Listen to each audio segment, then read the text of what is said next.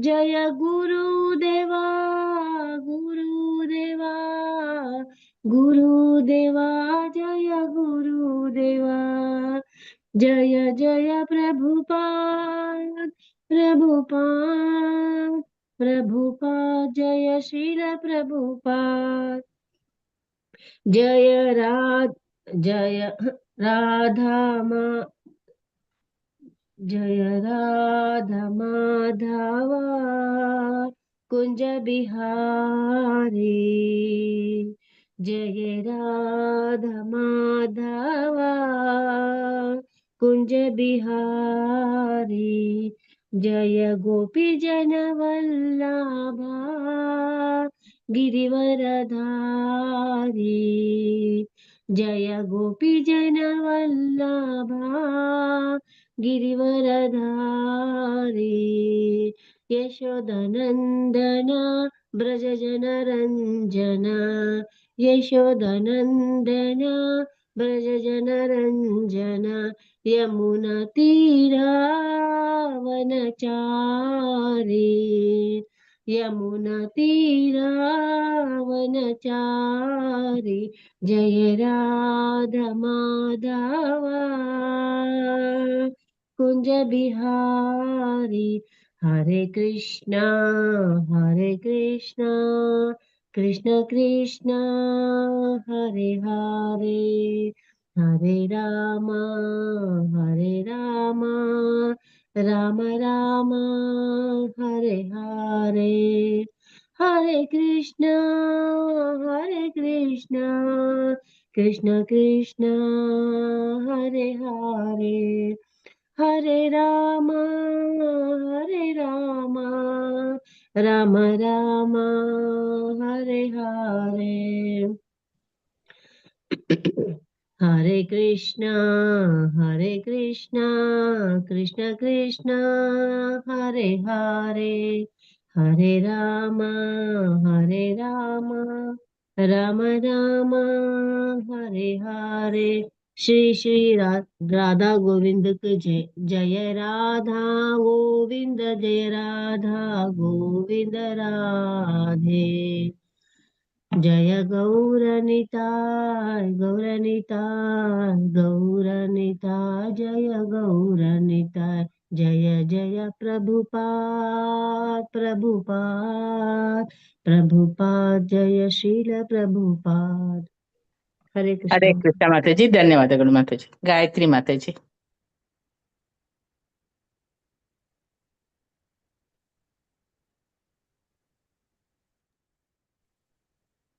ಹರೇ ಕೃಷ್ಣ. ಎಲ್ಲರಿಗೂ ಭಾನುವಾರದ ಇವತ್ತು ತರಗತಿಗೆ ಸ್ವಾಗತ ಸುಸ್ವಾಗತ. ಮಂಗಳಾಚರಣೆಯೊಂದಿಗೆ ಇವತ್ತಿನ ಏನು ವಿಶೇಷವಾದಂತಹ ಒಂದು ಸ್ಥಳದ ಬಗ್ಗೆ ತಿಳ್ಕೊಳ್ತಾ ಇದ್ದೀವಿ, ಅದನ್ನ ಮುಂದುವರ್ಸೋಣಂತೆ. ಹರೇ ಕೃಷ್ಣ. ಓಂ ನಮೋ ಭಗವತೆ ವಾಸುದೇವಾಯ. ಓಂ ನಮೋ ಭಗವತೆ ವಾಸುದೇವಾಯ. ಓಂ ನಮೋ ಭಗವತೆ ವಾಸುದೇವಾಯ. ಓಂ ಅಜ್ಞಾನತಿಮಿರಾಂಧಸ್ಯ ಜ್ಞಾನಾಂಜನಶಲಾಕಯಾ ಚಕ್ಷುರುನ್ಮೀಲಿತಂ ಯೇನ ತಸ್ಮೈ ಶ್ರೀ ಗುರವೇ ನಮಃ. ಶ್ರೀಚೈತನ್ಯಮನೋಭೀಷ್ಟಂ ಸ್ಥಾಪಿತಂ ಯೇನ ಭೂತಲೆ ಸ್ವಯಂ ರೂಪ ಕದಾ ಮಹ್ಯಂ ದದಾತಿ ಸ್ವಪದಾಂತಿಕಂ. ವಂದೇಹಂ ಶ್ರೀಗುರೋ ಶ್ರೀಯುತಪದಕಮಲಂ ಶ್ರೀಗುರೂನ್ ವೈಷ್ಣವಾಂಶ್ಚ ಶ್ರೀರೂಪಂ ಸಾಗ್ರಜಾತಂ ಸಹಗಣ ರಘುನಾಥಾನ್ವಿತಂ ಸಜೀವಂ ಸಾದ್ವೈತಂ ಸಾವಧೂತಂ ಪರಿಜನ ಸಹಿತಂ ಶ್ರೀಕೃಷ್ಣ ಚೈತನ್ಯ ದೇವಂ ಶ್ರೀರಾಧಾ ಕೃಷ್ಣ ಪಾದಾನ್ ಸಹಗಣ ಲಲಿತಾ ಶ್ರೀ ವಿಶಾಖಾನ್ವಿತಾಂಶ್ಚ. ಹೇ ಕೃಷ್ಣ ಕರುಣಾ ಸಿಂಧೋ ದೀನಬಂಧೋ ಜಗತ್ಪತೆ ಗೋಪೇಶ ಗೋಪಿಕಾ ಕಾಂತ ರಾಧಾಕಾಂತ ನಮೋಸ್ತುತೆ. ತಪ್ತ ಕಾಂಚನ ಗೌರಾಂಗಿ ರಾಧೆ ವೃಂದಾವನೇಶ್ವರಿ ಋಷಭಾನುಸುತೆ ದೇವಿ ಪ್ರಣಮಾಮಿ ಹರಿ ಪ್ರಿಯೇ.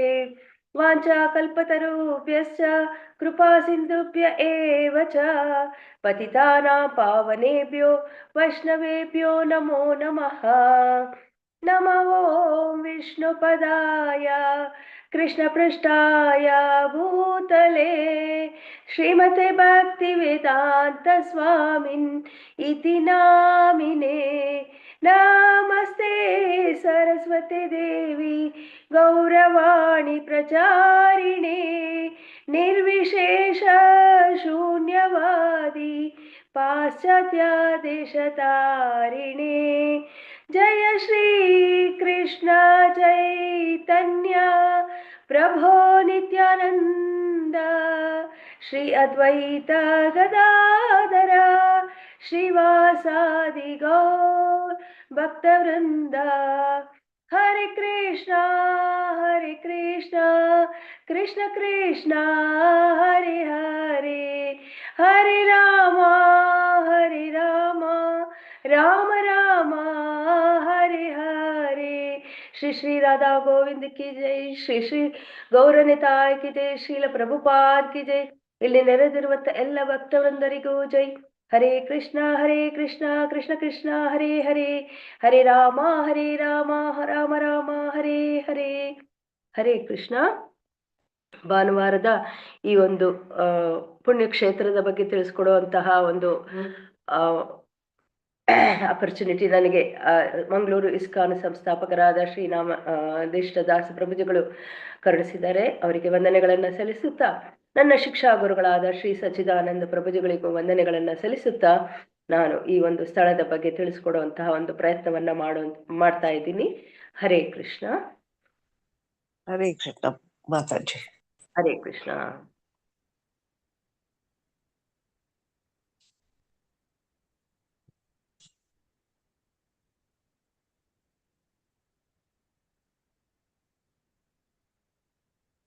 ಭಾರತ ತುಂಬಾ ಪವಿತ್ರವಾದಂತಹ ಒಂದು ಸ್ಥಳ ಆಗಿದೆ.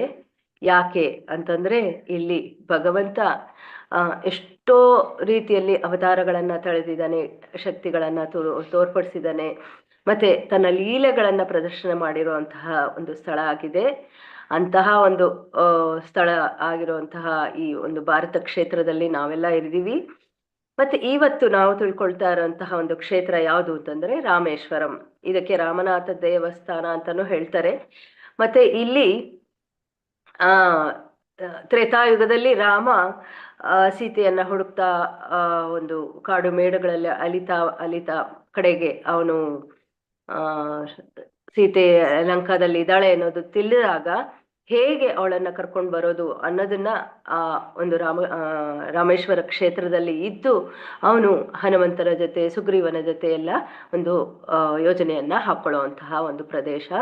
ಮತ್ತೆ ಇನ್ನು ಹಲವಾರು ಅದರ ಒಂದು ಪ್ರಾಮುಖ್ಯತೆ ಇದೆ, ಅದರ ಬಗ್ಗೆ ತಿಳಿಸೋಣಂತೆ ಇವತ್ತು. ಹರೇ ಕೃಷ್ಣ. ರಾಮೇಶ್ವರ ಅಥವಾ ರಾಮನಾಥ ಸ್ವಾಮಿ ದೇವಸ್ಥಾನ ಇದು ತುಂಬಾ ಆಕರ್ಷಕವಾದಂತಹ ಸ್ಥಳವಾಗಿದೆ.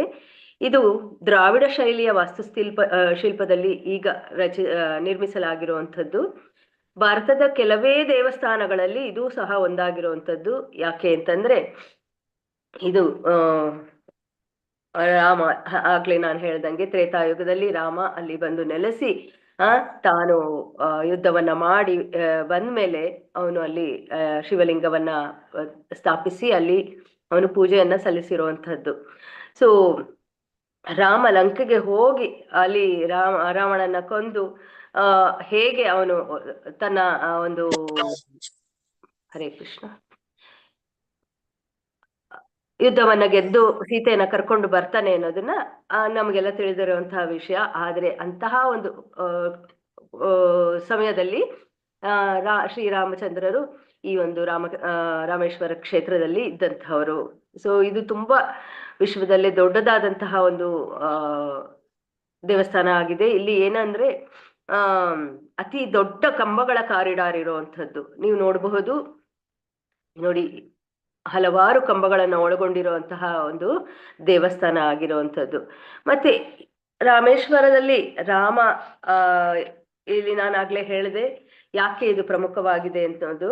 ಮತ್ತೆ ಇಲ್ಲಿ ಏನೇನು ನೋಡ್ಬೇಕಾಗಿರುವಂತಹ ಸ್ಥಳಗಳು, ಯಾಕೆ ಅದರ ಪ್ರಾಮುಖ್ಯತೆಯನ್ನ ಪಡ್ಕೊಂಡಿದೆ ಅನ್ನೋದನ್ನ ನಾವು ನೋಡ್ತಾ ಹೋದ್ರೆ ಇಲ್ಲಿ ಮೊದಲನೇದಾಗಿ ರಾಮೇಶ್ವರ ದೇವಸ್ಥಾನ, ಮತ್ತೆ ಅಲ್ಲಿ 22 ತೀರ್ಥಗಳಿರುವಂಥದ್ದು, ಅಂದ್ರೆ ಬಾವಿಗಳು ಅಂತ ಹೇಳ್ತಾರೆ. ಸೊ ಅದಿರುವಂಥದ್ದು. ಆಮೇಲೆ ಭಗವಂತ ಅಲ್ಲಿ ಲಂಕೆಗೆ ಹೋಗೋದಿಕ್ಕೆ ನಿರ್ಮಾಣ ಮಾಡಿದಂತಹ ರಾಮ ಸೇತು ಇರೋದು. ಹಾಗೆ ಸೀತಾಕುಂಡ, ಮತ್ತೆ ಅಗ್ನಿತೀರ್ಥ, ಧನುಷ್ಕೋಟಿ, ಪಂಚಮುಖಿ ಆಂಜನೇಯ ದೇವಸ್ಥಾನ, ಮತ್ತೆ ಕೋದಂಡರಾಮಸ್ವಾಮಿ ದೇವಸ್ಥಾನ, ಇದೆಲ್ಲ ತುಂಬಾ ಪ್ರಮುಖವಾದಂತಹ ಒಂದು ಸ್ಥಳಗಳಾಗಿರುವಂಥದ್ದು ರಾಮೇಶ್ವರದಲ್ಲಿ. ರಾಮೇಶ್ವರದ ಆವರಣದಲ್ಲೇ ಈ ಒಂದು ತೀರ್ಥಗಳಿರುವಂಥದ್ದು. ಸೊ ಇಲ್ಲಿ ಯಾವಾಗ ಭಗವಂತ ಇಲ್ಲಿ ಬಂದು ರಾಮ ಸೀತೆಯನ್ನ ಹುಡುಕುವಂತಹ ಒಂದು ಸಂದರ್ಭದಲ್ಲಿ ಏನ್ ಮಾಡ್ತಾನೆ ಅವನು, ಒಂದೇ ಒಂದು ನಿಮಿಷ,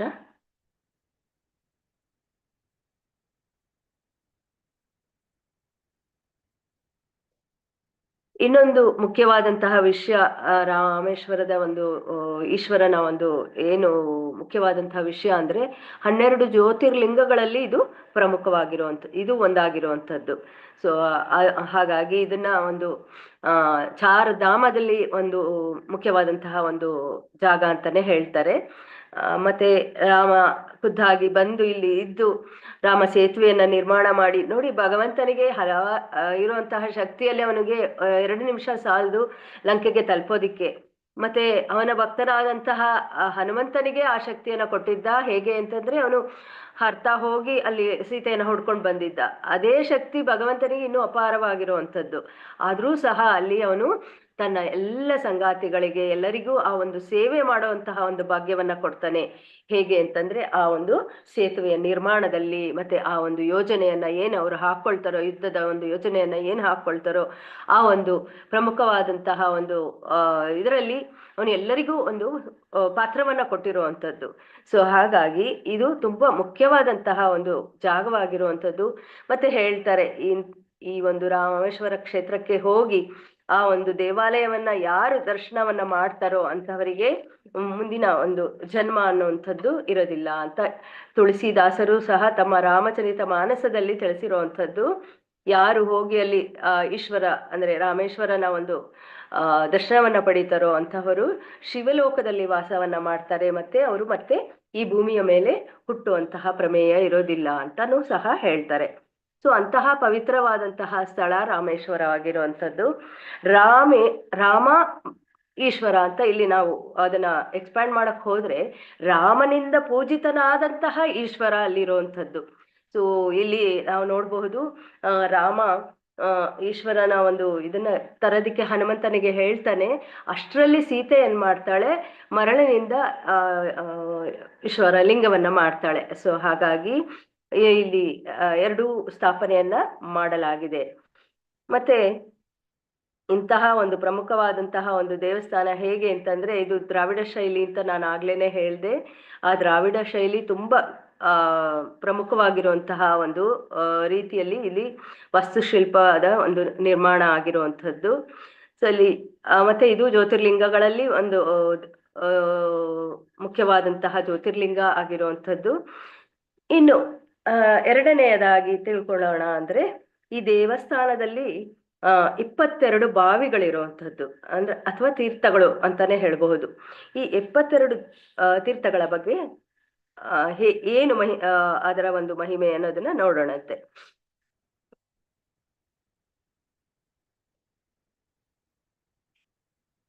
ನೋಡಿ ಈ ರೀತಿಯಲ್ಲಿ ದೇವಸ್ಥಾನದ ಪ್ರಾಕಾರಣದಲ್ಲೇ ಇದು ಇರುವಂಥದ್ದು. ಮತ್ತೆ ಆ ಒಂದು ನಿರ್ಮಾಣವನ್ನ ಸಾಕ್ಷಾತ್ ಭಗವಂತನೇ ಮಾಡಿರುವಂತಹ ಒಂದು ತೀರ್ಥಗಳಾಗಿರುವಂಥದ್ದು. ಮತ್ತೆ ಯಾರು ಈ ಒಂದು ಕ್ಷೇತ್ರಕ್ಕೆ ಹೋಗಿ ಆ ಒಂದು ತೀರ್ಥಗಳಲ್ಲಿ ಸ್ನಾನವನ್ನ ಮಾಡ್ತಾರೋ ಅಂತಹವರಿಗೆ ಎಲ್ಲ ಪಾಪಗಳ ಒಂದು ವಿಮೋಚನೆ ಆಗುವಂಥದ್ದು ಅನ್ನೋದನ್ನು ಇಲ್ಲಿ ಹೇಳ್ತಾ ಇದ್ದಾರೆ. ಸೊ ಇಲ್ಲಿ ಪ್ರತಿಯೊಂದು ಸಹ ಪೌರಾಣಿಕವಾದಂತಹ ಮಹತ್ವವನ್ನ ಹೊಂದಿರುವಂಥದ್ದು. ಭಗವಾನ್ ರಾಮನ ಬತ್ತಳಿಕೆ ಅನುಗುಣವಾಗಿರುತ್ತದೆ ಮತ್ತು ಸಂಪತ್ತು ಮತ್ತು ಉತ್ತಮ ಆರೋಗ್ಯದಿಂದ ಹಿಡಿದು ಪಾಪಗಳಿಂದ ವಿಮೋಚನೆಯವರೆಗೆ ಇದು ಆಶೀರ್ವಾದವನ್ನು ನೀಡುತ್ತದೆ. ದೇವಾಲಯದ ಇತಿಹಾಸವು ರಾಮಾಯಣದಲ್ಲಿ ಬೇರೂರಿದೆ. ಅಲ್ಲಿ ಭಗವಾನ್ ರಾಮ ಮತ್ತು ಸೀತಾದೇವಿಯು ದೈವಿಕ ದೇವಿಯ ಆಶೀರ್ವಾದವನ್ನು ಪಡೆಯಲು ಪವಿತ್ರ ಲಿಂಗಗಳನ್ನು ರಚಿಸಿದರು. ಮತ್ತೆ ಇಲ್ಲಿಯ ವಾಸ್ತುಶಿಲ್ಪಗಳು ತುಂಬಾ ಅದ್ಭುತವಾಗಿರುವಂತಹದ್ದು. ಈ ರೀತಿಯಾಗಿ ಆ ರಚನೆ ಆಗಿರುವಂತಹ ದೇವಾಲಯ ಇದು. ಮತ್ತೆ ಈ 22 ಬಾವಿಗಳ ಬಗ್ಗೆ ತಿಳಿತಾ ಹೋಗೋಣ ಅಂತಂದ್ರೆ, ಆ ಈ ಯುದ್ಧದ ನಂತರ ಭಗವಂತ ಆ ಹೇಗೆ ಆ ಒಂದು ಕ್ಷೇತ್ರಕ್ಕೆ ವಾಪಸ್ ಬರ್ತಾನೋ ಅವಾಗ ಸೈನ್ಯವರಿಗೆಲ್ಲರಿಗೂ ಸಹ ಬಾಯಾರಿಕೆ ಆಗಿರುವಂಥದ್ದು. ಆ ಬಾಯಾರಿಕೆಯನ್ನ ತಣಿಸೋದಿಕ್ಕೆ ಅವನು ಈ ಒಂದು ಬಾವಿಗಳ ಒಂದು ನಿರ್ಮಾಣವನ್ನ ಮಾಡ್ತಾನೆ. ಸೊ ಬಾವಿಗಳ ನೀರು ಹೇಗಿದೆ ಅಂತಂದ್ರೆ ತುಂಬಾ ಶುದ್ಧವಾಗಿರುವಂಥದ್ದು. ನಿಮಗೆ ಗೊತ್ತು, ಇಲ್ಲಿ ಪಕ್ಕದಲ್ಲೇ ಅರಬ್ಬಿ ಸಮುದ್ರ ಇರುವಂಥದ್ದು, ಆದ್ರೆ ಎಲ್ಲದರಲ್ಲೂ ಸಹ ಆ ಒಂದು ಶುದ್ಧವಾದಂತಹ ನೀರಿರುವಂಥದ್ದು. ಮತ್ತೆ ಆ ಒಂದು ನೀರಿನಲ್ಲಿ ಸ್ನಾನ ಮಾಡೋದ್ರಿಂದ ಪಾಪಗಳು ನಾಶವಾಗುವಂಥದ್ದು, ಮತ್ತೆ ಆರೋಗ್ಯವೂ ಸಹ ಪ್ರಬಲವಾಗುವಂಥದ್ದು. ಸೊ ಇಂತಹ ಒಂದು ತೀರ್ಥಗಳನ್ನ ನಾವು ಇಲ್ಲಿ ನೋಡಬಹುದು. 22 ತೀರ್ಥಗಳು ಪ್ರಮುಖವಾಗಿರುವಂಥದ್ದು. ಹೇಳ್ತಾರೆ 64 ತೀರ್ಥಗಳ ಆಗಿದ್ದಂತೆ, ಆದ್ರೆ 22 ತೀರ್ಥಗಳು ಮುಖ್ಯವಾಗಿರುವಂಥದ್ದು. ಆ ತೀರ್ಥಗಳ ಒಂದು ಹೆಸರನ್ನ ಹೇಳ್ತಾ ಹೋಗ್ತೀನಿ. ಮೊದಲನೇದಾಗಿ ಮಹಾಲಕ್ಷ್ಮಿ ತೀರ್ಥ, ಸಾವಿತ್ರಿ ತೀರ್ಥ, ಗಾಯತ್ರಿ ತೀರ್ಥ, ಸರಸ್ವತಿ ತೀರ್ಥಂ, ಸೇತುಮಾಧವ ತೀರ್ಥಂ, ಗಂಧಮಾದನ ತೀರ್ಥಂ, ಕವಚ ತೀರ್ಥಂ, ಗವಯ ತೀರ್ಥಂ, ನಳತೀರ್ಥಂ, ನೀಲ ತೀರ್ಥಂ, ಸಂಗು ತೀರ್ಥಂ, ಚಕ್ರತೀರ್ಥಂ, ಬ್ರಹ್ಮಹತಿ ವಿಮೋಚನ ತೀರ್ಥಂ, ಸೂರ್ಯ ತೀರ್ಥಂ, ಚಂದ್ರ ತೀರ್ಥಂ, ಗಂಗಾ ತೀರ್ಥಂ, ಯಮುನಾ ತೀರ್ಥಂ, ಗಯಾ ತೀರ್ಥಂ, ಶಿವತೀರ್ಥಂ, ಸತ್ಯಾಮೃತ ತೀರ್ಥಂ, ಸರ್ವ ತೀರ್ಥಂ, ಮತ್ತೆ ಕೋಡಿ ತೀರ್ಥಂ. ಹೀಗೆ ಪ್ರಮುಖವಾದಂತಹ 22 ಒಂದು ತೀರ್ಥಗಳು ಇಲ್ಲಿ ಇರುವಂತದ್ದು. ಒಂದೊಂದು ತೀರ್ಥಕ್ಕೂ ಒಂದೊಂದು ರೀತಿಯಾದಂತಹ ಒಂದು ಮಹತ್ವವನ್ನ ಇಲ್ಲಿ ಕೊಟ್ಟಿದ್ದಾರೆ. ಹಾಗಾಗಿ ಯಾರು ಈ ಒಂದು ತೀರ್ಥಗಳಲ್ಲಿ ಸ್ನಾನ ಮಾಡ್ತಾರೋ ಅಂಥವರು ಖಂಡಿತವಾಗ್ಲೂ ನರಕಕ್ಕೆ ಹೋಗಲ್ಲ, ಅವರ ಪಾಪಗಳೆಲ್ಲ ಕ್ಷಯಿಸಿ ಹೋಗುತ್ತೆ ಅನ್ನೋದನ್ನು ಸಹ ಇಲ್ಲಿ ಹೇಳ್ತಾರೆ. ಯಾಕೆ ಅಂತಂದ್ರೆ ಭಗವಂತನಿಂದ ರಚಿತವಾದಂತಹ ಒಂದು ತೀರ್ಥಗಳಾಗಿರುವಂಥದ್ದು, ಮತ್ತೆ ಯುದ್ಧ ಮಾಡಿ ಬಂದಂತಹ ಎಲ್ಲ ಸೈನಿಕರಿಗೂ ಇದು ಬಾಯಾರಿಕೆಯ ಒಂದು ಇದನ್ನ ತಣಿಸಿರುವಂತಹ ಒಂದು ತೀರ್ಥಗಳಾಗಿರುವಂಥದ್ದು. ಮತ್ತೆ ಇದರಲ್ಲಿ ಪ್ರಮುಖವಾಗಿ ಹೇಳ್ತಾರೆ ಬ್ರಹ್ಮಹತ್ಯೆ ಅನ್ನುವಂತಹ ಪಾಪಗಳು ಸಹ ಇಲ್ಲಿ ನಾಶವಾಗತ್ತೆ ಅಂತ. ಮತ್ತೆ ಸೂರ್ಯ ತೀರ್ಥ, ಚಂದ್ರ ತೀರ್ಥ ಇದೆಲ್ಲ ಹೇಗೆ ಅಂತಂದ್ರೆ ಆಯುಷ್ಯವರ್ಧವಾಗುವಂತಹದ್ದು. ಸೊ ಹಾಗಾಗಿ ಇಂತಹ ಆಯುಷ್ಯವರ್ಧವನ್ನ ಇದು ಮಾಡುವಂತಹ ತೀರ್ಥಗಳಾಗಿರುವಂಥದ್ದು. ಇನ್ನು ಶಿವತೀರ್ಥ, ಸತ್ಯಾಮೃತ ತೀರ್ಥ, ಈ ಒಂದು ತೀರ್ಥಗಳು ವಿಷ್ಣು ಮತ್ತೆ ಶಿವನ ವಿರುದ್ಧ ಕೆಟ್ಟ ಮಾತುಗಳನ್ನು ಆಡಿದ್ದಕ್ಕಾಗಿ ಪಶ್ಚಾತ್ತಾಪ ಪಡಬಹುದು. ಅಂದ್ರೆ ಯಾವಾಗಾದ್ರೂ ನಾವು ಶಿವನನ್ನು ಅಥವಾ ವಿಷ್ಣುವನ್ನು ನಾವು ನಿಂದನೆಯನ್ನ ಮಾಡಿದಂತಹವರ ಒಂದು ಪಾಪವನ್ನು ಸಹ ಅದು ಕ್ಷಯಿಸುತ್ತೆ ಅನ್ನೋದನ್ನ ಇಲ್ಲಿ ಹೇಳ್ತಾರೆ. ಮತ್ತೆ ಸರ್ವತೀರ್ಥಂ, ಈ ಸರ್ವತೀರ್ಥನಲ್ಲಿ ಸ್ನಾನ ಮಾಡೋದ್ರಿಂದ, ಈಗ ಎಲ್ಲ ತೀರ್ಥಗಳಲ್ಲಿ ಸ್ನಾನ ಮಾಡೋದ್ರಿಂದ ಬರುವಂತಹ ಫಲ ಈ ಒಂದು ತೀರ್ಥದಲ್ಲಿ ಸ್ನಾನ ಮಾಡೋದ್ರಿಂದಲೇ ಬರುವಂತಹದ್ದು ಅಂತ ಹೇಳಿ ಹೇಳ್ತಾರೆ. ಮತ್ತೆ ಕೋಡಿ ತೀರ್ಥಂ ಅನ್ನೋದು ದೇವಾಲಯದೊಳಗೆ ಇರುವಂತಹದ್ದು. ಮತ್ತೆ ಇದನ್ನ ಕೃಷ್ಣ ಕಂಸನನ್ನ ಕೊಂದ ಮೇಲೆ ಆ ಒಂದು ಇದನ್ನ ಪಾಪ ಏನು ನಾವು ಅನ್ಕೊಳ್ತೀವ, ಭಗವಂತನಿಗೆ ಯಾವ ಪಾಪವೂ ಇಲ್ಲ, ಆದ್ರೆ ಅಂತಹ ಪಾಪವನ್ನು ಸಹ ಅದು ಮುಕ್ತವನ್ನಾಗಿ ಮಾಡತ್ತೆ ಅನ್ನೋದನ್ನ ಇಲ್ಲಿ ಹೇಳ್ತಾರೆ. ಮತ್ತೆ ಇಂತಹ ಐತಿಹಾಸಿಕ ಹೊಂದಿರುವಂತಹದ್ದು ರಾಮೇಶ್ವರ ಕ್ಷೇತ್ರ ಇದು. ಸೊ ಈ ಒಂದು ಕ್ಷೇತ್ರವನ್ನ ಯಾರು ಆಧ್ಯಾತ್ಮಿಕವಾಗಿ ತಿಳ್ಕೊಂಡು ಅಲ್ಲಿ ಭಗವಂತನ ಒಂದು ದರ್ಶನವನ್ನ ಪಡಿತಾರೋ ಅಂತಹವರಿಗೆ ಪುನಃ ಒಂದು ಜನ್ಮ ಅನ್ನುವಂಥದ್ದು ಇರೋದಿಲ್ಲ ಅನ್ನೋದನ್ನು ಸಹ ಇಲ್ಲಿ ಹೇಳುವಂಥದ್ದು. ಇನ್ನು ಮುಂದೆ ಇಂತಹ ಒಂದು ಯುದ್ಧದ ಒಂದು ಪ್ರಸಂಗ ನಡಿಬೇಕಾದ್ರೆ ರಾಮ ಏನ್ ಮಾಡ್ತಾನೆ, ತನ್ನ ಒಂದು ವಾನರ ಸೈನ್ಯರೊಳಗೆ ಮತ್ತೆ ಹನುಮಂತನ ಜೊತೆಗೆ ಅವನು ಕೆಲವು ಯೋಜನೆಗಳನ್ನ ಮಾಡ್ಕೊಳ್ತಾನೆ. ಹೇಗೆ ನಾನು ಈ ಒಂದು ಕ್ಷೇತ್ರದಿಂದ ಎಲ್ಲರನ್ನೂ ಕರ್ಕೊಂಡು ಹೋಗ್ಬೇಕು ಅಲ್ವಾ, ಯುದ್ಧ ಮಾಡ್ಬೇಕು ಅಂತಂದ್ರೆ. ಸೊ ಹಾಗಾಗಿ ಇಂತಹ ಒಂದು ಜಾಗದಿಂದ ನಾವು ಹರೇ ಕೃಷ್ಣ, ಅಂತಹ ಒಂದು ಕ್ಷೇತ್ರವಾದಂತಹ ಗಂಧಮಾದನ ಪರ್ವತ. ಸೊ ಇದು ಗಂಧಮಾದನ ಪರ್ವತ ಅನ್ನುವಂಥದ್ದು ತುಂಬಾ ಆ ಒಂದು ಜಾಗದಲ್ಲಿ ತುಂಬಾ ಹೈಯೆಸ್ಟ್ ಆದಂತಹ ಜಾಗ ಅಂತೆ. ಸೊ ಆ ಒಂದು ಜಾಗದಲ್ಲಿ ಸಹ ರಾಮನ ಹೆಜ್ಜೆಯ ಗುರುತುಗಳಿರುವಂಥದ್ದು. ಸೊ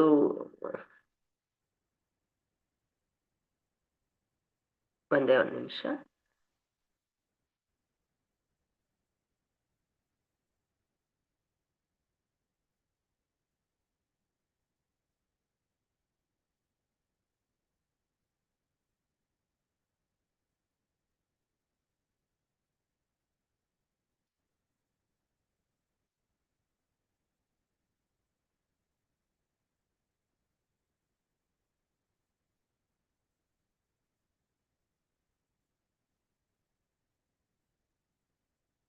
ಇಲ್ಲಿ ಹೇಳ್ತಾರೆ ಭಗವಂತ ರಾಮನ ಒಂದು ಹೆಜ್ಜೆ ಗುರುತುಗಳು ಇರುವಂತಹ ಜಾಗ, ಮತ್ತೆ ಇದು ತುಂಬಾ ಎತ್ತರವಾದಂತಹ ಒಂದು ಪ್ರದೇಶದಲ್ಲಿ ಇರುವಂತದ್ದು. ಇದರ ಒಂದು ದರ್ಶನವನ್ನು ಸಹ ಅಲ್ಲಿ ಹೋದಾಗ ಪಡ್ಕೋಬಹುದು.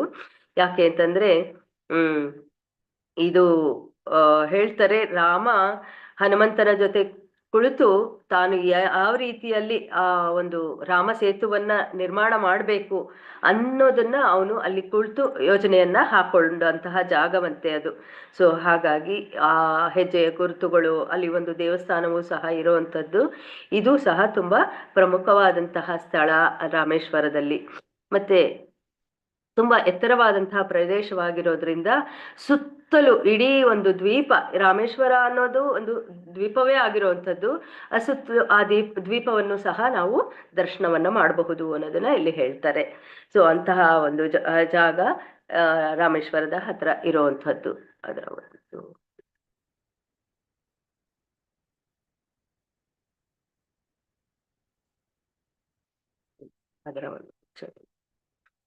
ಇನ್ನು ಮುಂದೆ ಭಗವಂತನ ಒಂದು ಯುದ್ಧವನ್ನ ಮಾಡಿ ಎಲ್ಲ ಬಂದ ಮೇಲೆ ವಿಭೀಷಣ ತಾನು ಲಂಕೆಗೆ ಹೋಗಲ್ಲ ಅಂತ ಹೇಳ್ಬಿಟ್ಟ ಅವನು. ಸೊ ಹಾಗಾಗಿ ಭಗವಂತ ಅವನಿಗೆ ಸಾಂತ್ವನ ಮಾಡ್ತಾನೆ. ಅಲ್ಲಿ ಕೋದಂಡರಾಮ ದೇವಸ್ಥಾನ ಇದೆ, ಅಲ್ಲಿ ವಿಭೀಷಣನು ಬಂದಿರ್ತಾನೆ. ಅವರ ಜೊತೆಗೆ ರಾಮ, ಸೀತಾ, ಎಲ್ಲ ಲಕ್ಷ್ಮಣ, ಎಲ್ಲ ಹನುಮಂತ ಎಲ್ಲರೂ ಇರುವಂಥದ್ದು. ಆದ್ರೆ ವಿಭೀಷಣ ನಾನು ವಾಪಸ್ ಹೋಗಲ್ಲ ಅಂತ ಹೇಳ್ತಾನೆ. ಆದ್ರೆ ಭಗವಂತ ಏನ್ ಮಾಡ್ತಾನೆ, ಅವನಿಗೆ ಸಾಂತ್ವನವನ್ನ ಮಾಡಿ ಅವನಿಗೆ ಒಂದು ಪಟ್ಟಾಭಿಷೇಕದ ಒಂದು ಇದನ್ನ ಆಚರಣೆಯನ್ನ ಮಾಡ್ತಾನೆ ಅಲ್ಲಿ. ಇಲ್ಲ, ನೀನು ಅಲ್ಲಿ ರಾಜನ ಆಗ್ಬೇಕು, ನೀನು ಲಂಕೆಯಲ್ಲಿ ಅವರಿಗೆಲ್ಲರಿಗೂ ನೀನು ರಾಜನಾಗಿ ನಿನ್ನ ಒಂದು ಕರ್ತವ್ಯವನ್ನ ಮಾಡಬೇಕು ಅಂತ ಹೇಳಿ ಅವನು ಅಲ್ಲಿ ಮಾಡುವಂಥದ್ದು ಆ ಒಂದು ಕ್ಷೇತ್ರವಾಗಿದೆ. ಇನ್ನು ಅಗ್ನಿತೀರ್ಥ ಅನ್ನುವಂಥದ್ದು ತುಂಬಾ ಮಹತ್ವವಾಗಿರುವಂಥದ್ದು. ಭಗವಂತ ಆ ಒಂದು ತೀರ್ಥದಲ್ಲಿ ಬಂದು ಅವನು ಖುದ್ದಾಗಿ ಸ್ನಾನವನ್ನ ಮಾಡಿದ್ದಾನೆ ಅಂತ ಹೇಳ್ತಾರೆ. ಇನ್ನು ಎಲ್ಲದಕ್ಕಿಂತ ಮುಖ್ಯವಾಗಿರುವಂಥದ್ದು ಅಂತಂದ್ರೆ ಧನುಷ್ಕೋಟಿ. ನೋಡಿ ಇಲ್ಲಿ ರಾಮ ಸೇತು. ಇಲ್ಲಿ ಯಾಕೆ ಧನುಷ್ಕೋಡಿ ಅಂತ ಹೇಳ್ತಾರೆ ಅಂತಂದ್ರೆ, ಇದು ಏನ್ ಹೇಳ್ತಾರೆ, ತುದಿ, ಬಾಣದ ತುದಿ ಅಂತ ಅಂತ ಹೇಳ್ತಾರೆ ಆ ಒಂದು ಧನುಷ್ಕೋಡಿ ಅಂತಂದಾಗ. ಸೊ ಹಾಗಾಗಿ ಇದನ್ನ ನಿರ್ಮಾಣವನ್ನ ಭಗವಂತ ಮಾಡಿರುವಂತಹ ಸ್ಥಳ ಇದು. ಸೊ ಇದರ ಬಗ್ಗೆ ಒಂಚೂರು ತಿಳಿಸ್ತೀನಿ.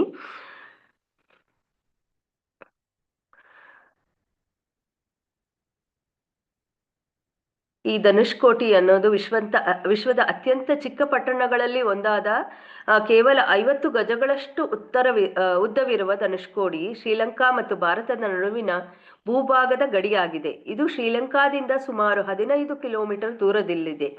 ಈ ಪಟ್ಟಣವು 15 ಕಿಲೋಮೀಟರ್ ವರೆಗಿನ ವಿಶಾಲವಾದ ಕಡಲ ತೀರವನ್ನು ಹೊಂದಿದೆ.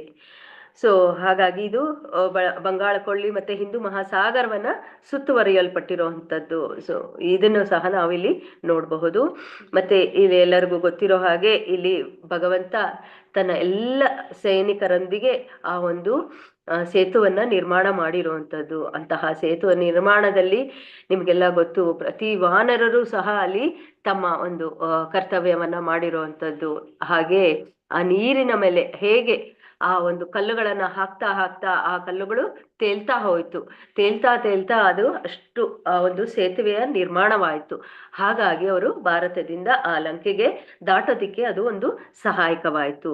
ಸೊ ಇಲ್ಲಿ ಹೇಗೆ ಅದು ನಿರ್ಮಾಣ ಆಯ್ತು ಅಂತಂದ್ರೆ, ರಾಮ ಅಲ್ಲಿ ಭಗವಂತ ಇದ್ದಾನೆ, ಭಗವಂತ ಏನು ಬೇಕಿದ್ರೂ ಮಾಡಬಹುದು ಅಂತಹ ಒಂದು ಇದನ್ನ ನಾವು ಅರ್ಥ ಮಾಡ್ಕೋಬೇಕಾಗತ್ತೆ. ಯಾಕೆ ಅಂತಂದ್ರೆ ನೋಡಿ, ಬರೇ ಒಂದು ಕಲ್ಲನ್ನ ನಾವು ನೀರಿಗೆ ಹಾಕಿದ ತಕ್ಷಣ ಏನಾಗತ್ತೆ, ಅದು ಹೋಗಿ ಮುಳುಗ ಹೋಗ್ಬಿಡತ್ತೆ. ಅಂತಹದ್ದು ಇದು ಸಮುದ್ರ, 2 ಸಮುದ್ರಗಳಲ್ಲಿ. ಹಾಗಾಗಿ ಅಂತಹ ಒಂದು ಸಮುದ್ರದಲ್ಲಿ ಒಂದು ಸೇತು ನಿರ್ಮಾಣ ಮಾಡಬೇಕು ಅಂತಂದ್ರೆ ಯಾವುದೇ ಇಂಜಿನಿಯರ್ಗೂ ಆಗದೇ ಇರುವಂತಹ ಕಾರ್ಯ. ಆದ್ರೆ ಅದು ಆಗಿದ್ದು ಭಗವಂತನ ಒಂದು ಕೃಪೆಯಿಂದ ಮಾತ್ರ. ಸೊ ಹಾಗಾಗಿ ಇಂತಹ ಒಂದು ಸೇತುವಿನ ನಿರ್ಮಾಣ ಅಲ್ಲಿ ಮಾಡಿರುವಂಥದ್ದು, ಮತ್ತೆ ಆ ಒಂದು ಸೇತುವನ್ನು ನಾವು ಅಲ್ಲಿ ನೋಡಬಹುದು. ಅಂತಹ ಆ ಒಂದು ಮಹಾಸಾಗರದಲ್ಲಿ ಆ ಒಂದು ಸೇತು ನಿರ್ಮಾಣವಾಗಿರುವಂಥದ್ದು.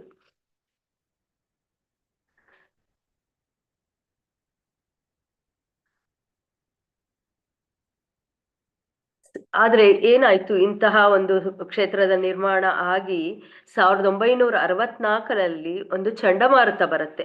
ಸೊ ಇಂತಹ ಒಂದು ಚಂಡಮಾರುತದಲ್ಲಿ ಏನಾಯ್ತು, ಆ ಒಂದು ಕೆಲವು ವಿನಾಶವಾಯ್ತಂತೆ ಅಲ್ಲಿ. ಸೊ ಹಾಗಾಗಿ ಆ ಒಂದು ಏನೇನು ಅವಶೇಷಗಳು ಇದೆಯೋ ಅದನ್ನೆಲ್ಲ ಅಲ್ಲಿ ಇಟ್ಟು ಮತ್ತೆ ಅದನ್ನ ಎಲ್ಲರೂ ನೋಡೋ ರೀತಿಯಲ್ಲಿ ಅದನ್ನ ನಿರ್ಮಾಣ ಮಾಡಿದ್ದಾರೆ ಅಂತ ಇಲ್ಲಿ ಹೇಳ್ತಾ ಇದ್ದಾರೆ. ಯಾವಾಗ ಭಗವಂತ ಈ ತನ್ನ ಒಂದು ಸೈನಿಕರೊಂದಿಗೆ ಆ ಒಂದು ಸೇತುವೆಯನ್ನ ಉಪಯೋಗಿಸ್ಕೊಂಡು ಲಂಕೆಗೆ ಹೋಗಿ ಅಲ್ಲಿ ರಾವಣನ ಒಂದು ವಧೆಯನ್ನ ಮಾಡಿ ಇಡೀ ಒಂದು ಅಲ್ಲಿ ರಾವಣನ ಒಂದು ಪೂರ್ತಿಯಾದಂತಹ ಒಂದು ಸೇನೆಯನ್ನ ನಿರ್ನಾಮ ಮಾಡಿ ಮತ್ತೆ ಸೀತೆಯನ್ನ ಕರ್ಕೊಂಡು ಬಂದಿರುವಂತಹದ್ದು. ಸೊ ಹಾಗಾಗಿ ಇದು ತುಂಬಾ ಪ್ರಮುಖವಾದಂತಹ ಒಂದು ಜಾಗವಾಗಿರುವಂಥದ್ದು. ಮತ್ತೆ ಈ ಧನುಷ್ಕೋಟಿಯಲ್ಲಿ ಯಾರು ಆ ಒಂದು ಸಮುದ್ರದಲ್ಲಿ ಸ್ನಾನ ಮಾಡ್ತಾರೋ ಅಂಥವರು ಸಹ ಇದು ಪವಿತ್ರವಾಗಿರುವಂಥದ್ದು. ಹಾಗಾಗಿ ಅಂತಹ ಒಂದು ಸಮುದ್ರದಲ್ಲಿ ಸ್ನಾನ ಮಾಡಿದಾಗ ಆ ಒಂದು ಪಾಪಗಳನ್ನ ನಿವಾರಿಸ್ಕೋಬಹುದು ಅಂತಾನು ಹೇಳ್ತಾರೆ. ಸೊ ಇಂತಹ ಒಂದು ಸಂದರ್ಭದಲ್ಲಿ ಒಂದೇ ಒಂದು ನಿಮಿಷ.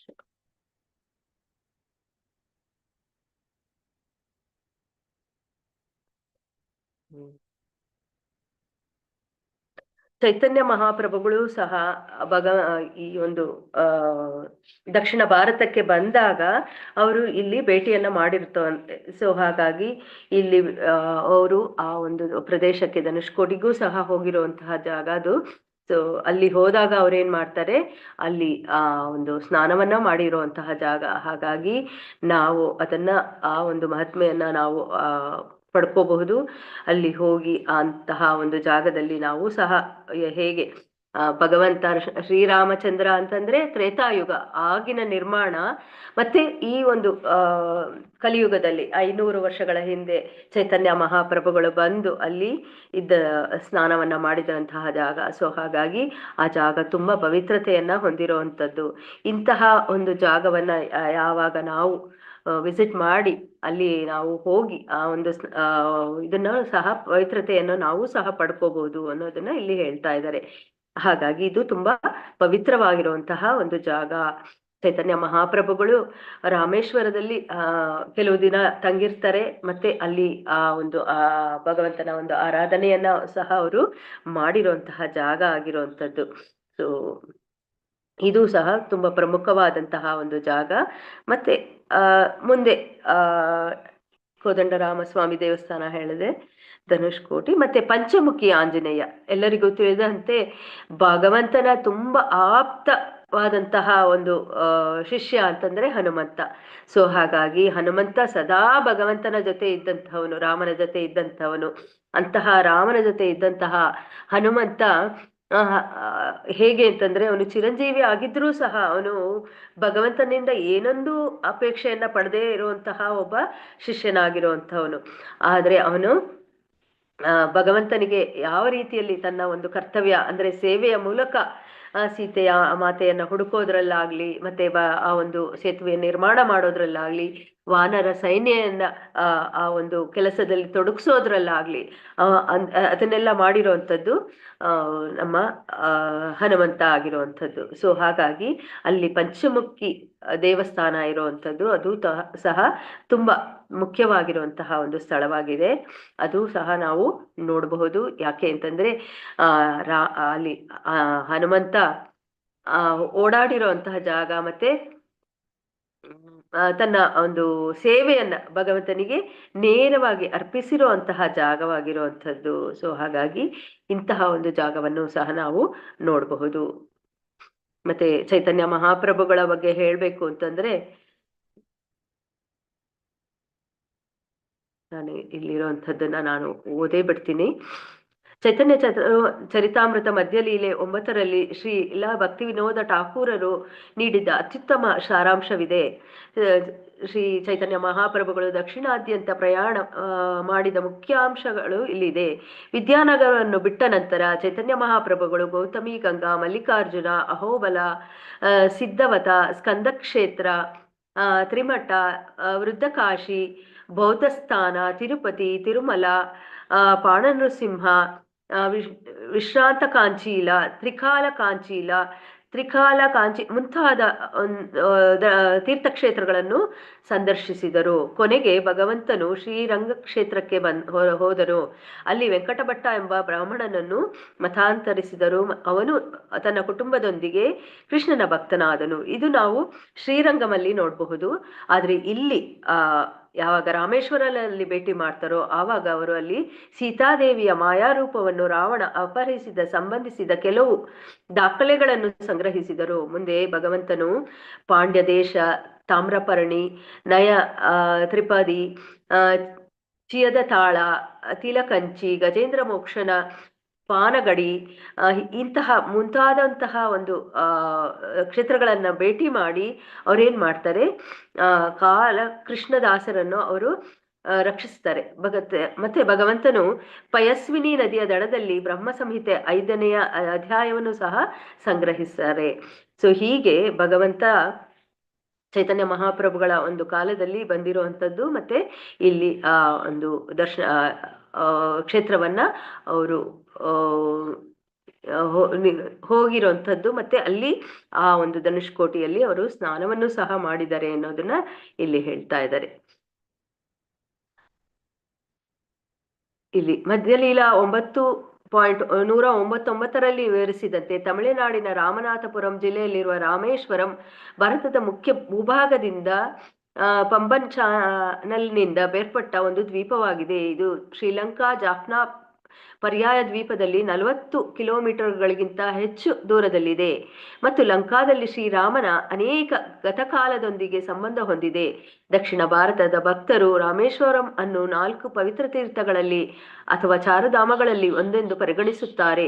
ಚೈತನ್ಯ ಮಹಾಪ್ರಭುಗಳು ಸ್ವತಃ ಈ ಒಂದು ಸ್ಥಳಕ್ಕೆ ಭೇಟಿ ನೀಡಿದ್ದರಿಂದ ಇದು ಆಶ್ಚರ್ಯಕರವೇನಲ್ಲ ಅನ್ನೋದನ್ನ ಇಲ್ಲಿ ಹೇಳ್ತಾ ಇದ್ದಾರೆ. ಇನ್ನು ಅದೊಂದೇ ಅಲ್ಲ, ಮತ್ತೆ ಹಲವಾರು ಈಗ ಭಗವಂತ ಅಲ್ಲಿ ಬಂದಿದ್ದಾನೆ ಅಂತಂದಾಗ ಎಷ್ಟೋ ಮುನಿಗಳು, ತಪಸ್ವಿಗಳು ಎಲ್ಲರೂ ಸಹ ಅಂತಹ ಜಾಗವನ್ನ ಭೇಟಿ ಮಾಡಿರುವಂತಹದ್ದು. ಸೊ ಹಾಗಾಗಿ ಋಷಿಮುನಿಗಳು ಮತ್ತೆ ಯೋಗಿಗಳು ಎಲ್ಲ ಬಂದು ಅಲ್ಲಿ ಯೋಗವನ್ನ ಮಾಡಿರುವಂಥದ್ದು, ತಪಸ್ಸನ್ನ ಮಾಡಿರುವಂತಹ ಒಂದು ಪುಣ್ಯಕರವಾದಂತಹ ಒಂದು ಕ್ಷೇತ್ರವಾಗಿರುವಂಥದ್ದು ಅನ್ನೋದನ್ನು ಸಹ ಇಲ್ಲಿ ತಿಳಿಸ್ತಾ ಇದ್ದಾರೆ. ಅಂತಹ ಒಂದು ವಿಶೇಷವಾದಂತಹ ಒಂದು ಕ್ಷೇತ್ರವಾಗಿರುವಂಥದ್ದು ಈ ಒಂದು ರಾಮೇಶ್ವರ ಕ್ಷೇತ್ರ. ಮತ್ತೆ ಇಂತಹ ಒಂದು ಕ್ಷೇತ್ರದಲ್ಲಿ ನಾನು ಆಗ್ಲೇ ಹೇಳಿದ ಹಾಗೆ ಹಲವಾರು ಪ್ರಾಮುಖ್ಯವನ್ನ ಪಡ್ಕೊಂಡಿರುವಂಥದ್ದು. ಅದರಲ್ಲಿ ಒಂದು ಸೀತಾಕುಂಡ ನೋಡಿ. ಸೀತಾಕುಂಡ ಅನ್ನುವಂತಹ ಜಾಗ ಹೇಗೆ ಅಂತಂದ್ರೆ ರಾಮ ಸೀತೆಯನ್ನ ಕರ್ಕೊಂಡು ಆ ಒಂದು ಜಾಗಕ್ಕೆ ಬಂದಾಗ ಏನಾಗತ್ತೆ,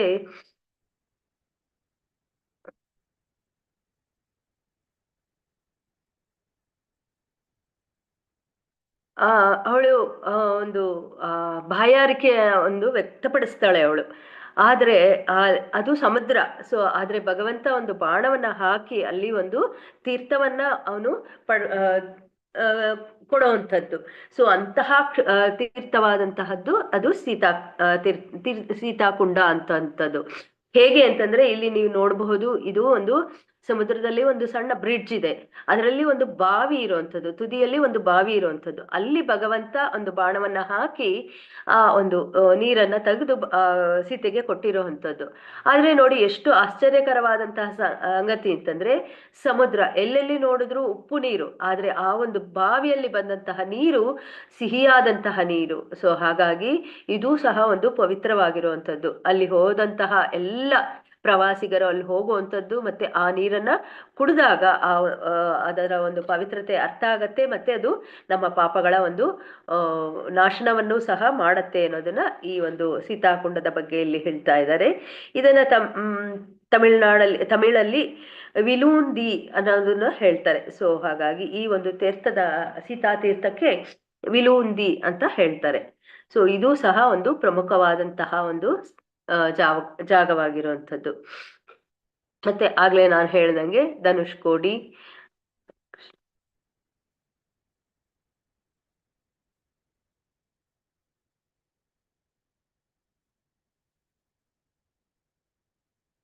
ಮತ್ತೆ ಇಲ್ಲಿನ ಕಾರಿಡಾರ್ ಏನಿದೆ, ಕಂಬಗಳೇನಿದೆ, ಅದೆಲ್ಲ ತುಂಬಾ ಪ್ರಮುಖವಾಗಿರುವಂಥದ್ದು.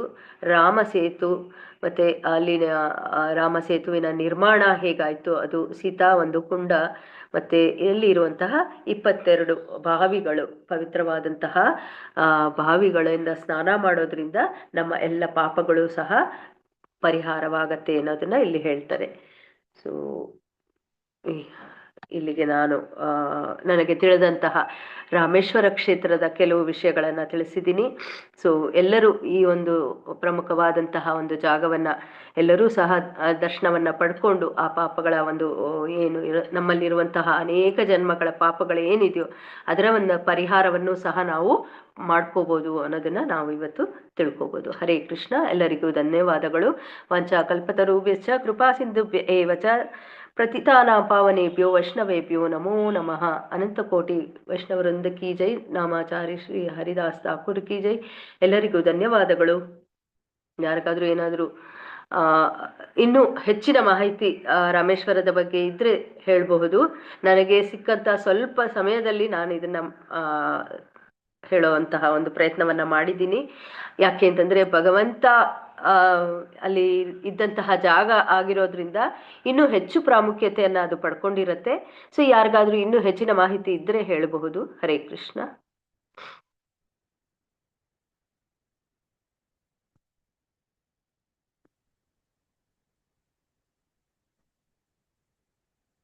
ಹರೇ ಕೃಷ್ಣ. ಯಾರಾದ್ರೂ ಏನಾದ್ರೂ ಹೇಳಕ್ಕೆ ಇಷ್ಟಪಡ್ತೀರಾ? ಹರೇ ಕೃಷ್ಣ ಮಾತಾಜಿ, ನೀವು ಹೇಳಿದೀರಾ, ನನ್ಗೆ ಹೋಗುವ ಅಂತ ಅನಿಸ್ತದೆ, ಆದ್ರೆ ಏನು ಮಾಡುದು? ಹೋಗ್ ಬನ್ನಿ ಮಾತಾಜಿ, ಭಗವಂತನೇ ಎಲ್ಲ. ಇಲ್ಲ ಮಾತಾಜಿ, ನಂಗೆ ಇನ್ನೊಂದು ವರ್ಷ ಹೋಗ್ಲಿಕ್ಕಿಲ್ಲವಾ ಅಂತ ಹೇಳಿ ಹೆಚ್ಚಿನ ಅಂಶ. ಅಯ್ಯಯ್ಯೋ, ಆಗ್ಲಿ ಮಾತಾಜಿ, ಟೈಮ್ ಬರತ್ತೆ, ಖಂಡಿತವಾಗ್ಲೂ ಹೋಗ್ಬಹುದು. ಹೋಗ್ಬೇಕು, ನೋಡೋಣ. ಎಲ್ಲರೂ ಹೋಗ್ಲಿಕ್ಕೆ ಪ್ರಯತ್ನ ಮಾಡಿ. ಗೌರಮ್ಮ ಮಾತಾಜಿ, ಗೌರಮ್ಮ ಗೌರಿ ಮಾತಾಜಿ. ನಾನು ರಾಮೇಶ್ವರಕ್ಕೆ ಹೋಗ್ ಬಂದೆ ಮಾತಾಜಿ 2 ಸರಿಯಾ. ಹೌದಾ? ಏನಾಯ್ತು ಹೇಳಿ, ಮತ್ತೆ ನಮ್ಗೆಲ್ಲ ಗೊತ್ತಿಲ್ಲ. ಕರೀರಿ ಮಾತಾಜಿ, ನಾನು ಬರ್ತೀನಿ. ಆಯ್ತು. ಅಲ್ಲ, ನೀವು ನೋಡಿದಿರಲ್ಲ ಮಾತಾಜಿ, ಅದಕ್ಕೆ ನಿಮ್ಮ ಹತ್ರ ಕೇಳುದು. ಏನೇ ಎಲ್ಲವೂ ಹೇಗಾಯ್ತು ಏನು ಅಂತೇಳಿ ಸ್ವಲ್ಪ ನಿಮ್ಮ ಅನುಭವವನ್ನು ಹೇಳಿ. ನಾನು ಭಕ್ತರ ಜೊತೆ ಹೋಗಿರ್ಲಿಲ್ಲ ಮಾತಾಜಿ, ಹಿಂಗೆ ಟೂರಿಸ್ಟ್ ಜೊತೆ ಹೋಗಿದ್ದೆ. ಹಂಗಾಗಿ ನಮ್ಗೇನ್ ಅಷ್ಟೊಂದು ಮಾತಾಜಿ ಹೇಳ್ದಂಗೆ ಎಲ್ಲ ಇದ್ ಮಾಡ್ಲಿಲ್ಲ. ಬಾವಿ ನೀರ್ ಹಂಗೆ 22 ಬಾವಿ ನೀರ್ ಸುಮ್ನೆ ಕೊಡದಲ್ಲಿ ಹಾಕಿದ್ರು. ಸ್ನಾನ ಎಲ್ಲ ಮಾಡಕ್ ಬಿಡ್ಲಿಲ್ಲ. ಸಮುದ್ರದಲ್ಲಿ ಸ್ನಾನ ಮಾಡಿದ್ವು. ಅಲ್ಲೆಲ್ಲ ಹೋಗಿದ್ದು ಮತ್ತೆ ಅಷ್ಟೊಂದ್ ನನ್ಗೆ ಹೇಳಕ್ ಬರಲ್ಲ. ಈಗ ಅಲ್ಲೇ ಹೋಗಿ 10 ವರ್ಷ ಆಯ್ತು. ಅದೇ ನಾವು ಹೋಗುದಕ್ಕಿಂತ ಸಹ ಈ ಭಕ್ತರ ಜೊತೆಗೆ ಹೋಗೋದ್ರಲ್ಲಿ ಚೇಂಜಸ್ ತುಂಬಾ ಇರ್ತದೆ. ಎಲ್ಲ ವಿಷಯವೂ ಸರಿಯಾಗಿ ಗೊತ್ತಾಗ್ತದೆ. ಹೌದು ಮಾತಾಜಿ, ಹೋದ್ರೆ ಕರೀರಿ, ನಾನು ಬರ್ತೀನಿ. ಯಾವುದೇ ಒಂದು ಪುಣ್ಯಕ್ಷೇತ್ರಕ್ಕೆ ಹೋದಾಗ ಭಕ್ತರ ಜೊತೆ ಹೋಗ್ಬೇಕು. ಭಕ್ತರ ಜೊತೆ ಹೋದಾಗ ಏನಾಗತ್ತೆ, ಅಲ್ಲಿ ಆ ಕ್ಷೇತ್ರದ ಮಹಿಮೆಯನ್ನ ಹೆಚ್ಚು ಹೆಚ್ಚು ತಿಳಿಸ್ತಾ ಇರ್ತಾರೆ. ಹಾಗಾಗಿ ಆ ಕ್ಷೇತ್ರದ ಅನುಭವವೂ ಸಹ ಆಗತ್ತೆ. ಸೊ ಈಗ ಇಸ್ಕಾನ್ ಇಂದ ನಮಗೆ ಆ ರೀತಿಯಾದಂತಹ ಒಂದು ಸೌಲಭ್ಯವನ್ನ ಕೊಟ್ಟಿರ್ತಾರೆ.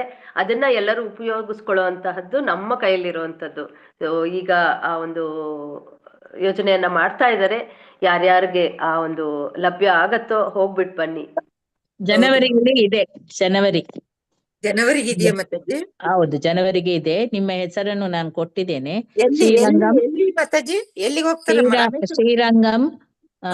ಮತ್ತೆ ಇದು ರಾಮೇಶ್ವರಂ, ಕೊಂಬಕೋಣಂ, 3 ಕಡೆ. ಇವರು ಭಾರತಿ ಅವರು ಬರ್ತೀನಿ ಅಂತ ಹೇಳಿದಾರೆ ಮಾತಾಜಿ. ಅದೇ ಓಕೆ, ಹಿಂದಿ ಭಾರತಿ. ನಾನು ನಿಮ್ಮ ಹೆಸರು ಕೊಡುವಾಗ ಭಾರತಿ ಮಾತಾಜಿದ್ದು ಸಹ ಕೊಟ್ಟಿದ್ದೇನೆ. ಹೌದು ಮಾತಾಜಿ. ಹರೇ ಕೃಷ್ಣ ಮಾತಾಜಿ. ಹರೇ ಕೃಷ್ಣ. ಹರೇ ಇನ್ನು ಬೇರೆ ಯಾರೆಲ್ಲ ಬರುವವರು ಇದ್ದೀರಾ? ಎಲ್ಲ ಮೊದ್ಲೇ ಇದ್ ಮಾಡಿ, ಯಾಕಂದ್ರೆ ನಿಮ್ಗೆ ಅದೇ ಅರೇಂಜ್ಮೆಂಟ್ ಎಲ್ಲ ಆಗ್ಬೇಕಲ್ಲ, ಹೋಗ್ಲಿಕ್ಕೆ ಬರ್ಲಿಕ್ಕೆ ನಿಮ್ಗೆ ಜನ ಬೇಕು. ಯಾರಿಗಾದ್ರೂ ಮೈಸೂರಿನಿಂದ ಯಾರೆಲ್ಲ ಬರುವವರು ಇದ್ದಾರೆ? ನಾಗವೇಣಿ ಮಾತಾಜಿನ ಕೇಳಬಹುದು, ಅವರೆಲ್ಲ ಡೀಟೇಲ್ಸ್ ನಿಮ್ಗೆ ಹೌದು, ಕೊಡ್ತಾರೆ. ನನಗೆ ಕಾಂಟ್ಯಾಕ್ಟ್ ಕೊಡಿ. ನೀವು ಬರುವುದಿದ್ರೆ ಹೇಳಿ, ಅದಕ್ಕೆ ತಕ್ಕ ವ್ಯವಸ್ಥೆಯನ್ನು ಮಾಡೋಣ. ಹರೇ ಕೃಷ್ಣ. ನಮ್ಮ ಶಾಂತಿನಿ ಮಾತಾಜಿ. ಹರೇ ಕೃಷ್ಣ. ಎಲ್ಲಿದ್ದಾರೆ ಅವರು? ಹಾ, ಹೇಳಿ ಮಾತಾಜಿ. ಜಯಲಕ್ಷ್ಮಿ ಮಾತಾಜಿ ಹೇಳಿ. ಹೇಳಿ ಮಾತಾಜಿ. ನಾನು ಇತ್ತೀಚೆಗೆ ಹೋಗಿದ್ದೇನೆ ರಾಮೇಶ್ವರಕ್ಕೆ. ಕುಂಡ ಸ್ನಾನ ಮಾಡಿದ್ದೇನೆ, ಸಮುದ್ರ ಸ್ನಾನ ಮಾಡಿದ್ದೇನೆ, ದೇವರ ದರ್ಶನ ಎಲ್ಲ ಆಗಿದೆ. ಅದು ಬಾರಿ ಚೆನ್ನಾಗಿತ್ತು. ತೀರ್ಥ ಸ್ಥಾನದಲ್ಲಿ ತುಂಬಾ ಆನಂದ ಉಂಟಾಗ್ತದೆ ಊಟ ಸ್ನಾನ ಮಾಡುವಾಗ. ಮತ್ತೆ ಹೇಳ್ತಾರೆ, ರಾಮೇಶ್ವರಕ್ಕೆ ಹೋಗಿ ಮತ್ತೆ ಕಾಶಿಗೆ ಹೋಗಿ ವಾಪಸ್ ರಾಮೇಶ್ವರಕ್ಕೆ ಬಂದ್ರೆ ಅದು ಪೂರ್ಣ ಯಾತ್ರೆ ಅಂತ ಹೇಳ್ತಾರೆ ಅಲ್ವಾ? ಮಾತಾಜಿ, ಇನ್ನು ಹೆಚ್ಚು ಯಾತ್ರೆ ಮಾಡ್ಲಿಕ್ಕೆ ಆಗ್ಲಿಕ್ಕಿಲ್ಲ ನನಗೆ, ಯಾಕಂದ್ರೆ ನನಗೆ ಪ್ರಾಯ ಆಗಿ ನಡಿಲಿಕ್ಕೆ ಆಗುದಿಲ್ಲ. ನಾನು ರಾಮೇಶ್ವರಕ್ಕೆ ಹೋಗಿ ಬಂದಿದ್ದೇನೆ, ಅದೇ ಒಂದು ವಿಶೇಷ. ಹಾಗೆ ತೀರ್ಥ ಸ್ಥಾನ, ದೇವರ ದರ್ಶನ ಎಲ್ಲ ಬಾರಿ ಚೆನ್ನಾಗಿ ಇತ್ತು. ವೀಲ್ ಚೇರ್ ಅಲ್ಲಿಯೇ ಹೋಗಿದ್ದು ನಾನು ದೇವರ ದರ್ಶನಕ್ಕೆ. ನನಗೆ ನಡ್ಕೊಂಡು ಹೋಗ್ಲಿಕ್ಕೆ ಆಗ್ಲಿಲ್ಲ, ಅಲ್ಲಿ ವೀಲ್ ಚೇರು ಇದೆ. ಅನುಕೂಲಗಳೆಲ್ಲ ಮಾಡಿದ್ದಾರೆ, ಎಲ್ಲರಿಗೂ ಸಹ ದರ್ಶನ ಸಿಗೋ ಹಾಗೆ ಅನುಕೂಲಗಳನ್ನ ಮಾಡಿದ್ದಾರೆ. ಬಾರಿ ಚೆನ್ನಾಗಿತ್ತು ದರ್ಶನ. ಅದು ಹೇಳಿದಾಗೆ ಎಲ್ಲ ತೀರ್ಥ ಸ್ಥಾನವೂ ಮಾಡಿದ್ದೇನೆ ನಾನು, ಸಮುದ್ರ ಸ್ನಾನವೂ ಮಾಡಿದ್ದೇನೆ. ಅದೇ ಪ್ರಮುಖವಾಗಿರುವಂತದ್ದು ಅಲ್ಲಿ, ತೀರ್ಥ ಸ್ನಾನ ಮತ್ತೆ ಸಮುದ್ರದ ಸ್ನಾನ. ಯಾಕೆ ಅನ್ನೋದನ್ನ ನಾನು ನಿಮ್ಗೆ ತಿಳಿಸ್ಕೊಟ್ಟಿದ್ದೀನಿ. ಹರೇ ಕೃಷ್ಣ. ಸಮುದ್ರದಲ್ಲೂ ಸ್ನಾನ ಇದೆ ಮಾತಾಜಿ? ಹೌದು, ಸಮುದ್ರದಲ್ಲೂ ಸ್ನಾನ ಮಾಡ್ಬೇಕು ಅಂತಾರೆ. ಇದು ಪಂಚಮುಖಿ ಸ್ನಾನ, ಪಂಚಮುಖಿ ದೇವಸ್ಥಾನ ನೋಡ್ಲಿಲ್ಲ ನಾನು. ರಾಮ ಸೇತುಗೆ ಹೋಗಿದ್ದೆ, ಆದ್ರೆ ಸರಿ ಕಾಣುದಿಲ್ಲ ಅದು. ಆಯ್ತಾ, ಪಂಚಮುಖಿ ದೇವಸ್ಥಾನ ನೋಡ್ಲಿಲ್ಲ. ಓಕೆ, ಇನ್ನು ಹೋದವ್ರು ಯಾರು? ಮಧುಮಯಿ ಮಾತಾಜಿ ಹೋಗಿದ್ದೀರಾ? ಹೋಗಿದ್ದೇನೆ ಮಾತಾಜಿ. ನಾನು ಈಗ ಒಂದು 8-10 ವರ್ಷದ ಹಿಂದೆ ಫ್ಯಾಮಿಲಿ ಜೊತೆ ಹೋಗಿದ್ದೆ. ಅವಾಗಿನ್ನು ಭಕ್ತರ ಸಂಘ ಗೊತ್ತಿಲ್ಲ. ರಾಮೇಶ್ವರದಲ್ಲಿ ಇವೆಲ್ಲವನ್ನು ನೋಡಿದ್ದೇನೆ ನಾನು, ಆದರೆ ಪಂಚಮುಖಿ ನಂಗೆ ಗೊತ್ತಿಲ್ಲ. ಆದ್ರೆ ಇವೆಲ್ಲವೂ ಸ್ನಾನ, ತೀರ್ಥ ಸ್ನಾನ, ಭಗವಂತನ ದರ್ಶನ. ಅಲ್ಲಿ ಹೇಳ್ತಾರೆ ರಾಮೇಶ್ವರದಿಂದ ಮರಳು ತಂದು ಇದಕ್ಕೆ ಕಾಶಿಗೆ ಹೋಗ್ಬೇಕಂತೆ, ಕಾಶಿಯಿಂದ ಗಂಗಾ ತಂದು ರಾಮೇಶ್ವರನಿಗೆ ಹಾಕಬೇಕು. ಸೊ ಈಗ ಕಾಶಿಯಿಂದ ಗಂಗಾ ತಂದಿದ್ದೇನೆ, ಅದನ್ನ ನೋಡ್ಬೇಕು. ಈ ಸರಿ ಹೋಗ್ತಾ ಇದ್ದೇನೆ ಮಾತಾಜಿ. ಡಿಸೆಂಬರ್ ನಲ್ಲಿ ಪ್ರಭುಜಿಯವರ ಒಂದು ಭಕ್ತರ ಸಂಘದಲ್ಲಿ ಹೋಗ್ತಾ ಇದ್ದೇವೆ.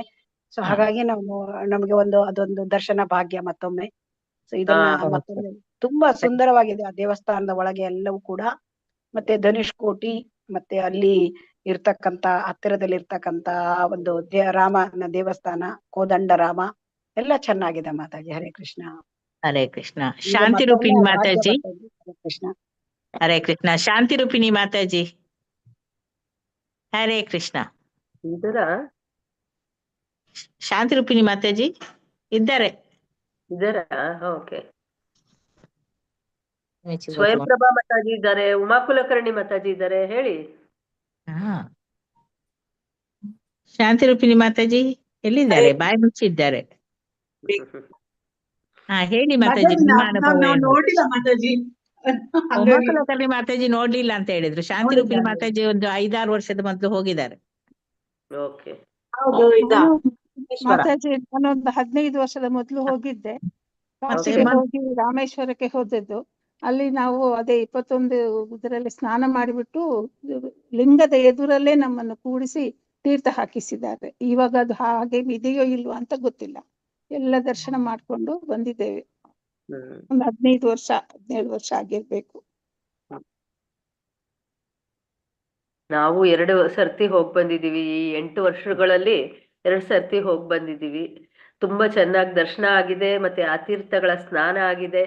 ಭಗವಂತನ ಒಂದು ದರ್ಶನ ಆಗಿದೆ. ಅದೇ ರೀತಿ ಮಾತಾಜಿ ಹೇಳ್ದಂಗೆ ಮರಳನ್ನ ತಗೊಂಡೋಗಿ ಕಾಶಿಯಲ್ಲೂ ಸಹ ಗಂಗಾ ತೀರದಲ್ಲಿ ಲಿಂಗ ಮಾಡಿ ಪೂಜೆ ಮಾಡಿ ಮತ್ತೆ ಆ ಗಂಗೆಯನ್ನ ತಂದು ನಾವು ಭಗವಂತನಿಗೆ ಕೊಡ್ಬೋದು. ಅವರು ಡೈರೆಕ್ಟ್ ಆಗಿ ಅಭಿಷೇಕ ಮಾಡ್ತಾರೆ. ನಾವು ಯಾವುದೇ ಒಂದು ತೀರ್ಥಕ್ಷೇತ್ರದಿಂದ ತೀರ್ಥ ತಂದ್ಕೊಟ್ರು ಅವರು ಅಭಿಷೇಕ ಮಾಡ್ತಾರೆ. ಸೊ ಹಾಗಾಗಿ ಅದನ್ನು ಸಹ ಮಾಡಿದ್ದಾರೆ. ಮಾತಾಜಿ ಇದು ನಾನು ಗಂಗಾ ತಂದು ಇಟ್ಕೊಂಡಿದ್ದಾರೆ, ಆದ್ರೆ ಫ್ಲೈಟ್ ಅಲ್ಲಿ ಅಲೋಡ್ ಇಲ್ಲ ಅಂತ ಕಾಣುತ್ತೆ ಅಲ್ವಾ? ಇಲ್ಲ ಮಾತಾಜಿ, ತಗೊಂಡು ಹೋಗ್ಬೋದು. 1/2 ಲೀಟರ್ ತಗೊಂಡು ಹೋಗ್ಬೋದು. ತಗೊಂಡ್ ಹೋಗ್ಬೋದಾ ಫ್ಲೈಟ್ ಅಲ್ಲಿ? 1/2 ಲೀಟರ್ ತಗೊಂಡು ಹೋಗ್ಬೋದು. ಧನ್ಯವಾದಗಳು. ಲಗೇಜ್ ಅಲ್ಲೇ ಹಾಕ್ಬೋದು ಮಾತಾಜಿ, ನಾವು ಕೈಯಲ್ಲಿ ಇಟ್ಕೊಳ್ಳಿಕ್ಕಿಲ್ಲ, ಲಗೇಜ್ ಅಲ್ಲೇ ಹಾಕ್ಬೋದು. ಲಗೇಜ್ ಅಲ್ಲಿ ಹಾಕ್ಬಿಡ್ಬೋದು. ಅಂದ್ರೆ ಇದ್ರಲ್ಲಿ ಇದು ಲಗೇಜ್ ಅಲ್ಲಿ ಹಾಕ್ಬಿಡ್ಬೋದಾ? ಹೌದು, ಟೈಟ್ ಮುಚ್ಚಿ ಹಾಕಿದ್ರೆ ಆಯ್ತು, ಲಗೇಜ್ ಅಲ್ಲೇ ಹಾಕ್ಬೋದು. ಸೀಲ್ ಮಾಡಿ ಚೆಕಿನ್ಗೆ ಹಾಕ್ಬಿಡಿ. 1/2 ಲೀಟರ್ ಹಾಕೊಂಡು ಹೋಗ್ಬೋದಾ? 1/2 ಲೀಟರ್ ಅಲೋ ಇದೆ Mataji. Okay, Hare Krishna. Thank you Mataji. Hare Krishna. ಧನುಷ್ಕೋಟಿಯಲ್ಲಿ ವಿಭೀಷಣನಿಗೆ ಪಟ್ಟಾಭಿಷೇಕ ಮಾಡಿದ ಒಂದು ದೇವಸ್ಥಾನ ಇದೆ ಅಲ್ವಾ, ನೋಡಿ ಮಾತಾಜಿ? ಕೋದಂಡರಾಮ ಸ್ವಾಮಿ ದೇವಸ್ಥಾನ. ಮೇಲೆ ಎತ್ತರ ಹತ್ಬೇಕು. ಎತ್ತರ ಅದು ಹತ್ಬೇಕು ಅದು. ಮಾತಾಜಿ ಅಲ್ಲಿ ಗಂಧಮಾದನ ಪರ್ವತದ ಬಗ್ಗೆ ಹೇಳಿದಿರಿ, ಅಲ್ಲಿ ಹತ್ತಿರದಲ್ಲಿ ಉಂಟಾ ಪರ್ವತ ಗಂಧಮಾದನ? ಇಲ್ಲ, ಅದು ಸ್ವಲ್ಪ ದೂರದಲ್ಲಿ ಇದೆಯಂತೆ ಮಾತಾಜಿ ಅದು. ಯಾಕಂದ್ರೆ ನನಗೆ ಗೊತ್ತಿಲ್ಲ, ಅದಕ್ಕೆ ಕೇಳಿದೆ. ಸ್ವಲ್ಪ ದೂರದಲ್ಲಿ ಇದೆಯಂತ? ಹೌದು, ದೂರದಲ್ಲಿ ಇದೆಯಂತೆ ಮಾತಾಜಿ ಅದು. ಹರೇ ಕೃಷ್ಣ ಮಾತಾಜಿ, ಧನ್ಯವಾದ. ಸವಿವರವಾಗಿ ಹೇಳಿದಂತಹ ಗಾಯತ್ರಿ ದೇವಿ ಮಾತಾಜಿ ನಿಮ್ಗೆ ಅನೇಕ ಅನೇಕ ಅನೇಕ ಧನ್ಯವಾದಗಳು ಮಾತಾಜಿ. ಭಗವಂತ ನಮಗೆ ಮಂಗಳೂರು ಇಸ್ಕಾನ್ ಸಂಸ್ಥೆಯವರು ಒಂದು ಅವಕಾಶವನ್ನ ಕೊಟ್ಟಿದ್ದಾರೆ ಹಂಚ್ಕೊಳ್ಳೋದಿಕ್ಕೆ. ನನ್ನ ಒಂದು ಜ್ಞಾನದ ಒಂದು ಇದಕ್ಕೆ ಎಷ್ಟು ಸಾಧ್ಯ ಆಯ್ತೋ ಅಷ್ಟನ್ನ ಮಾಡಿದ್ದೀನಿ. ಎಲ್ಲರಿಗೂ ಧನ್ಯವಾದಗಳು. ಹರೇ ಕೃಷ್ಣ. ಎಲ್ಲರಿಗೂ ಶುಭ ದಿನವಾಗಿರ್ಲಿ ಇವತ್ತು ಅಂತ ಪ್ರಾರ್ಥನೆಯನ್ನ ಮಾಡ್ತಾ ಇವತ್ತಿನ ಒಂದು ತರಗತಿಯನ್ನ ಮುಗಿಸೋಣಂತೆ. ಹರೇ ಕೃಷ್ಣ ಮಾತಾಜಿ. ಹರೇ ಕೃಷ್ಣ. ಧನ್ಯವಾದಗಳು ಮಾತಾಜಿ. ಹರೇ ಕೃಷ್ಣ. ಹರೇ ಕೃಷ್ಣ. ಎಲ್ಲರಿಗೂ ಧನ್ಯವಾದಗಳು. ಧನ್ಯವಾದ.